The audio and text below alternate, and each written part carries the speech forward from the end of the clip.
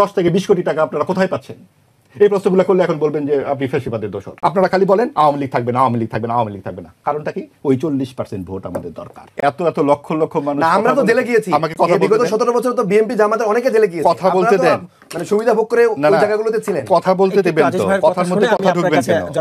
কথা শেষ করবেন তারপরে কথা বলবেন। জোরে কথা বললেই যুক্তি হয় না, কথা বলতে দিতে হবে। তো সেটা হচ্ছে যে খালি জেলে যাওয়ার দায়িত্বটা তো সাংবাদিকের হতে পারে না, গণমাধ্যম কর্মীর হতে পারে না। যার যার কাজ তাকে দিতে হবে। এখন একজন ডাক্তারকে যদি যেয়ে বলি ভাই আপনি অস্ত্রোপচার করছেন কেন, আপনার তো জেলে থাকার কথা।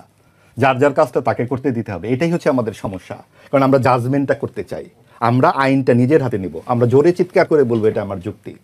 আমি একবারও বলছি না যে আওয়ামী লীগকে আনতে হবে এই নির্বাচনে। আমি বলছি সরকারের দায়িত্বটা কি। অন্তর্ভুক্তিমূলক নির্বাচনে সরকার কি করে সিদ্ধান্ত নেয় আওয়ামী লীগ থাকবে না? সরকারকে উচিত, হ্যাঁ, যাদের কোনো মামলা নাই তারা ছাড়া যদি আপনারা আসতে পারেন আসেন। এখানে কোটি কোটি মানুষ আছে যারা আওয়ামী লীগের সমর্থক, ভোট দেন। কারণ যেটা গ্রাহ্য নির্বাচন সর্বশেষ 8 সাল, 2001 সাল, 96 সাল এবং 91 সালে 4টা নির্বাচনে হয় বিএনপি 40% পেয়েছেন, না হয় আওয়ামী লীগ গড়ে 40% করে ভোট পেয়েছে। এই যে ভোটগুলো, তারা কি এই নির্বাচনে থাকবে না? তাদেরকে আমরা বলবো যে কেন আপনি ইয়েতে সমাজে থাকবেন? আপনার 5 ভাই, 2 ভাই চুরি করেছে, আপনি বলবেন পিতার সম্পত্তি থেকে আমি আপনাকে বঞ্চিত করে দেব? আপনি বলবেন হ্যাঁ তুমি চুরি করেছো, তুমি ডাকাতি করেছো, তার জন্য তোমার এই শাস্তি, কিন্তু পিতার সম্পত্তির তুমি অংশে ভাগ। এটাই বলে অন্তর্ভুক্তিমূলক সমাজ। আপনার সাথে আমার বিবাদ থাকবে, বিরোধ থাকবে, এবং এই সমস্ত কথাবার্তা খুবই বাতুলতাপূর্ণ যে আপনারা 17 বছরে কি করেছেন, না হলে এই জিনিস হলো কিভাবে, আওয়ামী লীগ হলো কিভাবে, এই 17 বছরে আপনারা কি করেছেন। এই যে 14 সালের নির্বাচন হলো, ঢাকা বিশ্ববিদ্যালয়ে একটি মিছিল হয়েছে রাতের ভোটের বিরুদ্ধে। এই যে আজকে বড় বড় কথা বলছেন এই সমস্ত ছাত্র নেতারা, তারা তো আওয়ামী লীগের বঙ্গবন্ধুর নামে গুণগান গিয়েছেন, তার সকল ভিডিও আমরা কয়েকদিন পর পর দেখতে পাই। কি হয়েছিল সেগুলা? আমরা যারা কথা বলছি এখন এই যে অন্তর্ভুক্তিমূলক নির্বাচনের পক্ষে, একটি শব্দ কোথাও দেখাতে পারবেন আওয়ামী লীগের পক্ষে লিখেছিলাম? একটি লাইন, সব তো প্রকাশিত পত্রিকায়। এবং এই 24-এর নির্বাচনের বিরুদ্ধে সাংবাদিকরা কিভাবে লিখেছে গণমাধ্যমে, এইভাবে গলা টিপে দেওয়ার মধ্যেও, সেটা বিএনপির যারা তখন জেলে ছিলেন তারা জানেন। বিএনপির নেতারা বলেছেন এসে যে সাংবাদিকরা একটা বড় ভূমিকা পালন করেছেন। পত্রিকা বিক্রি হয়েছে গণ অভ্যুত্থানের সময় এক একটা সংখ্যা 50 টাকা 100 টাকা করে। কেন?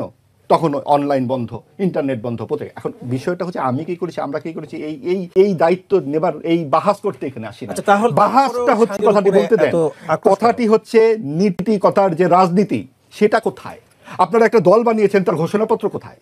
আপনারা কি সমাজতান্ত্রিক, আপনারা কি রাজতান্ত্রিক, নাকি আপনারা গোলাকার, আপনাকে মধ্যপিণ্ড, আমরা জানি না। আপনারা খালি বলেন আওয়ামী লীগ থাকবে না, আওয়ামী লীগ থাকবে না, আওয়ামী লীগ থাকবে না। কারণটা কি? ওই 40% ভোট আমাদের দরকার। এটা বিএনপিও চায়, ওই 40% ভোট আমাদের দরকার। এটা জামাতও চায়, ওই 40% ভোট আমাদের দরকার। তারা বলতে পারছে না, লজ্জায় না। এটাকে কিভাবে বলবে? এটা কি বলা যায় নাকি? তাদের আদর্শ কোথায়? আমরা কেন আপনাকে ভোট দিব? আপনার এক্সপেরিয়েন্স কি? আপনি সমাজের জন্য আপনার কি, আপনার ধারণাপত্র কি, আপনারা কি করেছেন? আপনারা হঠাৎ করে পাজেরো গাড়িতে চড়ছেন কি করে? আপনারা এই যে নির্বাচনটা আপনারা করবেন, আপনাদেরই এক নেতা বলেছেন একটা আসনে নির্বাচন করতে 10 থেকে 20 কোটি টাকা লাগে। তাহলে সেই 10 থেকে 20 কোটি টাকা আপনারা কোথায় পাচ্ছেন? এই প্রশ্নগুলো করলে এখন বলবেন যে আপনি ফ্যাসিবাদের দোষর। হ্যাঁ, আমরা সেই ফ্যাসিবাদেরই দোষর, যে ফ্যাসিবাদ 69 তৈরি করেছে, যেই ফ্যাসিবাদ 71 তৈরি করেছে, যেই ফ্যাসিবাদ বাংলাদেশপন্থী রাজনীতির কথা বলে, যে ধর্মনিরপেক্ষতা ও সমাজতন্ত্র এই 72-এর সংবিধানের অংশ। এবং 72-এর সংবিধানে কোথায় লেখা আছে যে রাতে ভোট করা যাবে?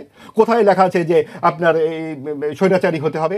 এগুলো তো আপনি যতই লিখুন, এরশাদ যে আসছিল কোন সংবিধানের আওতায় এসেছিল? বারবার যে সামরিক শাসন হয় কোন সংবিধানের আশারায় হয়? আপনারা যেই দিকে দেশটাকে নিয়ে যেতে চাচ্ছেন সেটা তো পাকিস্তানের দিক। আপনারা ভারত বিরোধিতার নামে পাকিস্তানের পক্ষে থাকতে বলেন। আমরা ভারতের চোখে চোখ রেখে যেভাবে কথা বলবো, আমরা পাকিস্তানের চোখে চোখ রেখেও সেভাবে কথা বলবো। পাকিস্তান একটি ব্যর্থ রাষ্ট্র, ধর্মভিত্তিক রাষ্ট্র যেভাবে ব্যর্থতায় পর্যবেসিত হয় তার প্রমাণ হচ্ছে পাকিস্তান। আমরা বাংলাদেশকে বাংলাস্তান বানাতে পারি না, এবং সেই কারণেই আমাদের এই আপত্তি। আমরা এই প্রত্যেকের সমমর্যাদা চাই। যারা এই দেশে বাস করবেন, চোর ডাকাত রাহাজানি যিনি করেন, যিনি একেবারে ছিচকে চোর, তারও সমান অধিকার আছে, তারও কণ্ঠস্বর সমাজে থাকতে হবে। কারণ সমাজ, রাষ্ট্র তাকে সেই সুবিধাটুকু দিচ্ছে না। রাষ্ট্রকে সাধারণ মানুষের পাশে যেতে হবে। আপনারা হাঁচি দিতে গেলে সিঙ্গাপুরে যাবেন চিকিৎসা করতে, লন্ডনে যাবেন চিকিৎসা করতে। ওই বৈষম্যপূর্ণ সমাজ আমরা চাই না, যেইটা ছিল বৈষম্য বিরোধী আন্দোলন। যেই কারণে সেই আন্দোলনের পক্ষে সে দেশের মানুষ গিয়েছিল, সেই আন্দোলন নিয়ে কোনো কথা আপনারা শোনেন? বৈষম্য বিরোধিতা নিয়ে কোনো কথা আপনারা শোনেন?